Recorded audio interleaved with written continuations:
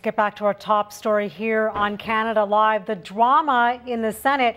Mike Duffy continues to lash out, defending himself with some more shocking revelations. The most explosive, at least for now. Duffy says the Conservatives cut him a second check we didn't know about to keep the scandal quiet.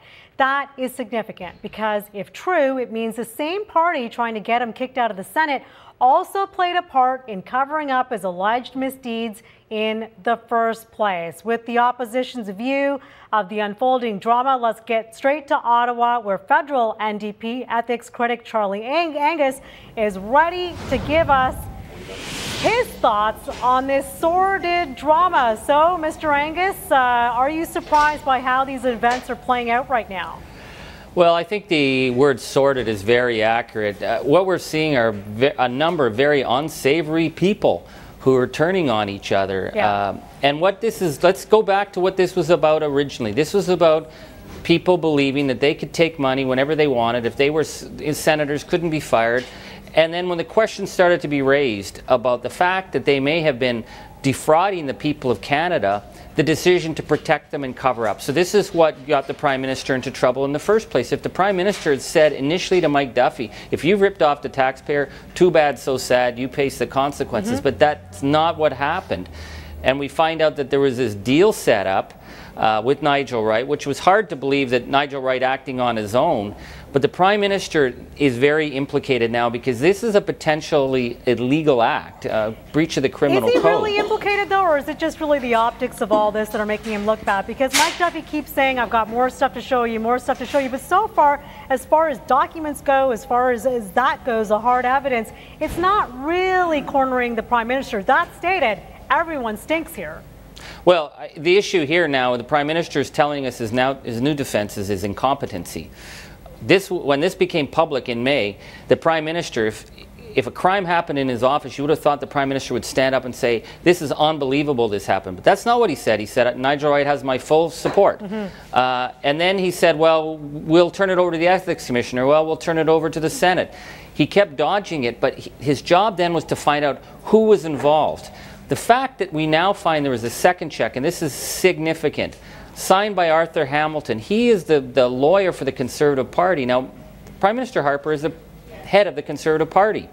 Who would have authorized Arthur Hamilton to step into this shady deal and to write the legal expenses, and who paid for those legal expenses? Apparently, the hard-working men and women of this country who believe in this Prime Minister, who make the $5 or $10 donations a month. So now the whole party is involved in this. And again, what we're talking about is a cover-up of a potential crime. Very, very, very damaging to the Prime Minister. Well, speaking of hardworking Canadians, I don't know if you saw that latest poll. Our National Bureau Chief brought it to our attention, David Akin, and it's not looking good. It's not looking good for the senators. It's not looking good for the Prime Minister. 65% of those polled doubt the Prime Minister's stance on this, the fact that he didn't know about what was going down. And what I think is even more troubling is the fact that 48% of Albertans polled are doubting the Prime Minister too. So it looks like, and all this happened, that this poll took place even before Duffy's second round of bombshells started dropping. So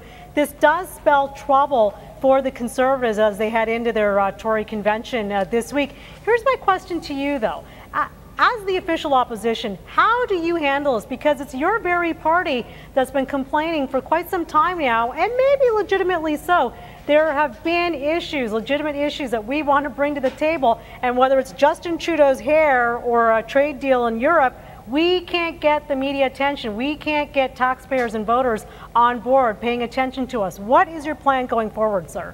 Well, the big issue here for the New Democrats is we believe there are systemic problems in the Senate. And certainly the old line parties, Mr. Trudeau's party is no better in terms of trying to cover up and change the channel on this.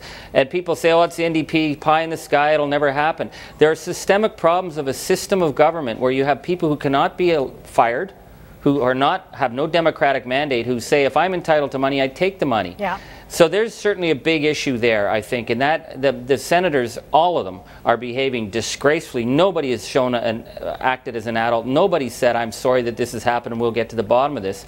But Canadians, whether they made the right choice or wrong choice, believed that Stephen Harper was a man who would clean up Ottawa. That was the promise that won him the election in 2006. And regardless of all the other stuff he's done, that was his brand, was that he was going to bring accountability. And the fact that in his own office, these actions happen, this cover-up, that even the Prime Minister in the last week changing his story. How are you start changing your story when there's so much attention? He is a very, very damaged leader right now. So I would say going into Calgary, the Conservative base who voted against corruption are certainly questioning what happened here. And Canadians, I think, are picking up what the New Democrats have been saying. Is there something fundamentally wrong in the 21st century that you have an old boys club who say, if we're entitled to money, we take the money, and end of story. So I think this we need a crosses big all cleanup. Party lines. I think everyone, whether you're a Conservative, Liberal, Green, Purple, Blue, Pink, Yellow, everyone's up in arms over this. I'm just seeing it by the Twitter reaction that we're getting. People sounding off, saying enough is enough. If you're not going to abolish it, at least reform it. So let's see what happens on that front. Sir, thank you so much for joining us today. Great being on your show again. Thank you. Thank you so much. All right. That, of course, is federal NDP ethics critic Charlie Angus joining us from our Ottawa studio. And